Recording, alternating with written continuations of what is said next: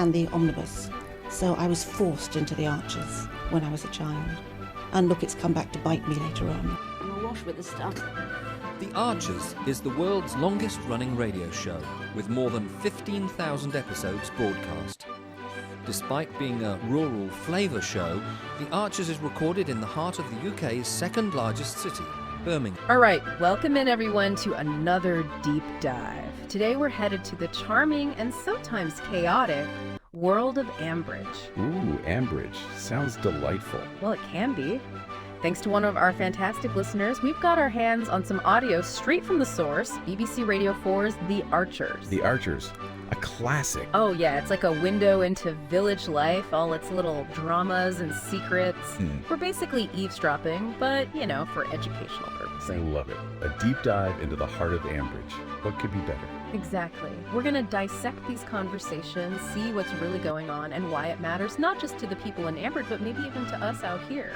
Because let's be real, no matter where you live, small town life has its own special kind of drama, right? Oh, 100%. We're talking about community, those unspoken rules, the way relationships work, and how people just deal with life's curveballs when everyone knows your business. It's that human element. Ambridge might be fictional, but the way these characters react, well, it's something we can all relate to on some level. Okay, so let's jump right in. First up, we've got some serious cricket drama brewing. Ooh, cricket drama. That sounds intriguing. It is. Freddie, the new captain, well, he's not exactly winning any popularity contests right now. Oh, why is that? He's just kicked Jolene off the team. Apparently she missed 2 practice sessions. Nets, they call them. Uh-oh, 2 strikes and you're out. You got it. But Jolene's not having it. She's arguing that one of the missed practices shouldn't count because this new rule was sprung on them. Which, you know, fair point, new rule. How well is it communicated? Right, like when does a rule actually become a rule? It's that balance between structure and fairness, especially in a small community where everyone's connected. So what's Freddie's excuse?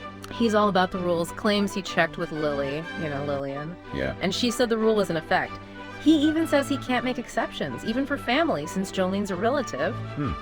Sounds like he's trying to cover his bases, maybe avoid a tough conversation. You could say that, but hold on, because this is where it gets good.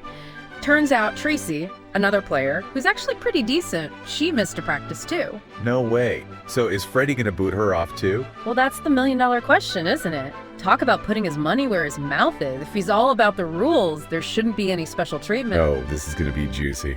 It really exposes the potential fallout when rules are applied too rigidly without considering the context. What do the other characters have to say about all of this?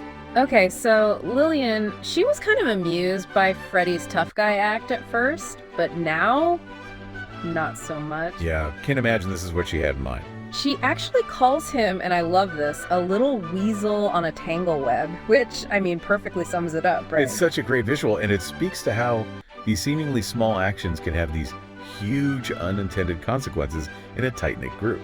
So is Lillian just going to sit back and watch this unfold? Oh, absolutely not. She even hints that she might have some fun with the situation. You get the sense she's got a plan brewing. Oh, and Rex, he's in the thick of it too. Seems like he might have even encouraged Freddie to drop Jolene at first. Interesting. Maybe some history there we don't know about. Could be. But now, with Tracy potentially on the chopping block, he's getting nervous. He realizes this could seriously mess with the team's chances. Oh. So yeah, personal agendas clashing with the good of the team. Classic. It really highlights those shifting allegiances and how individual motivations can play out within a larger group dynamic. It's like a mini social experiment. Totally. And then there's Jolene, understandably feeling like Freddie wanted her gone anyway, rules or no rules. Plus there's this hilarious conversation about whether anyone on the team is actually any good, you know, adding a dose of reality to all this drama. Yeah, like are they really in it to win it, or is it more about the community, the fun of it all? Exactly. And speaking of community, let's shift gears to Claire. She's just been laid off from the dairy. Oh no, that's never good news. No, especially in a small village where jobs aren't exactly growing on trees. She's worried, understandably. She's even thinking about applying to the chicken factory, but it sounds pretty rough. Eddie and Emma describe the bosses as right bullies. Yikes. Not ideal. Not at all. But as luck would have it, Fallon, who owns the local pub, needs help in the kitchen.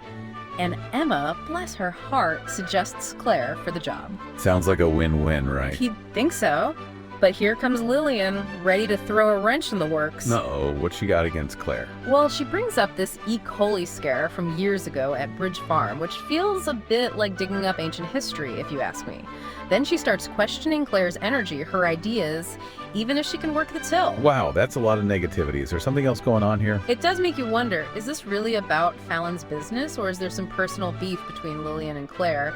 And then Lillian really goes there, brings up ageism, implying Claire's too old. Seriously. Ouch.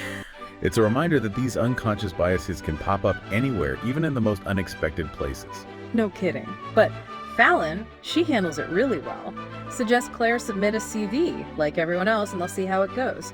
And Emma, she offers to help Claire type it up. Talk about community spirit, right? It really shows the importance of having a support system, especially when you're facing tough times. It's not just about finding a job, it's about having people in your corner. Absolutely.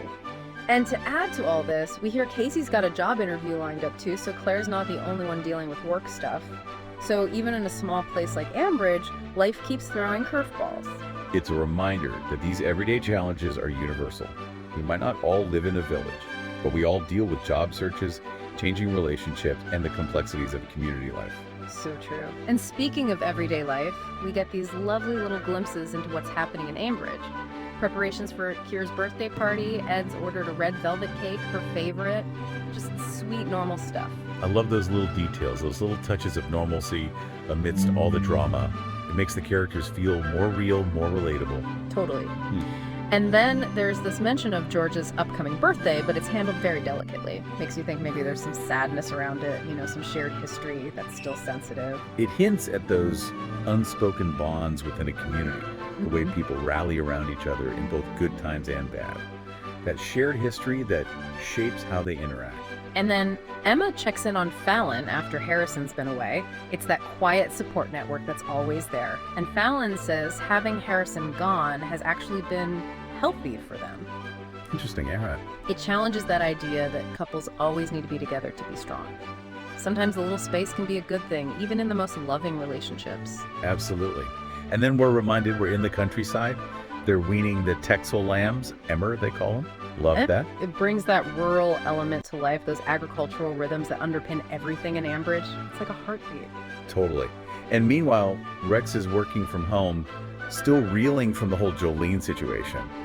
And then there's this awkward run-in with Rochelle, who basically ghosted him after his party. Ouch. Ouch is right. Modern dating woes, even in a place like Ambridge. It's a reminder that no matter where you live, those feelings of rejection and social awkwardness are universal. So true. And Lillian can't stay quiet for long. She says straight up that Freddie needs a kick, and guess what? She and Tracy have already rescheduled that team meeting, part of Lillian's master plan, she says. Oh, Lillian, always the puppet master. She's not letting this go. You can bet she'll use this opportunity to teach young Freddie a thing or two about managing people, not just rules. Oh, for sure. So after all this, what are the big takeaways for our listeners? What's the Ambridge wisdom for us all? Well, I think this little peek into Ambridge shows us that even in a place that seems peaceful, there's always something bubbling beneath the surface. The cricket drama shows how a small rule can turn into a huge mess of emotions and consequences, and how everyone's got their own agenda. In Claire's job search, that highlights how easily our personal views, even biases we might not realize we have, can affect how we see others and their abilities. It's a reminder that even in a close community, things aren't always what they seem. Absolutely. And for me, those light bulb moments come from seeing how quickly a straightforward situation can spiral out of control. Like with Freddie, he thought he was just enforcing the rules, but look what happened. And the way people judge Claire, it makes you think, aren't we all guilty of that sometimes? Judging without really knowing the whole story. Right, because everyone brings their own baggage, their own experiences to every interaction. We don't always see things objectively. And that's something to keep in mind, not just in Ambridge, but in our own lives. So why should our listeners, wherever they are, care about this slice of Ambridge life? Why does it matter? Because even though we might not live in a village, those themes, they're universal. Dealing with rules and expectations, supporting each other, handling conflict, the ups and downs of work and relationships, that's life. Ambridge just gives us a really interesting, sometimes funny, sometimes dramatic way to look at it all. So well said. It's a reminder that people are people, wherever you go. Exactly. So here's a final thought for you to ponder. How often are the decisions made in your own life, at work, in your community, how often are they really objective? Or are they shaped by things that aren't being said, by personal histories, hidden agendas? Think about the tangle webs in your own life, the things that might be influencing things without you even realizing it. This little trip to Ambridge, it gives us a lot to think about, doesn't it? It does. It's a reminder that there's always more to the story than meets the eye. Thanks for joining us for another deep dive. We'll see you next time. Bye, everyone. So, what are you doing now? Just getting ready for the next episode. Just moving mics around. So, what do you do? I do the spot effects on the arches. Are you what we call Foley then? Kind of. Yep. That's, Okay. And these are all part of the paraphernalia of production. Yep. That's the ball bar. This one. Yep, that's. I mean, Hayley so wanted to be in their own place when their baby came. So, due in 2 months, not much chance of that now. But I mean, it would have been a stretch for them financially, mind you. Oh, I just wish there was something practical I could do to help them get on. I think The Archers has had this immense popularity over the years, basically because it has always very accurately reflected the reality of life and living in a rural community at whatever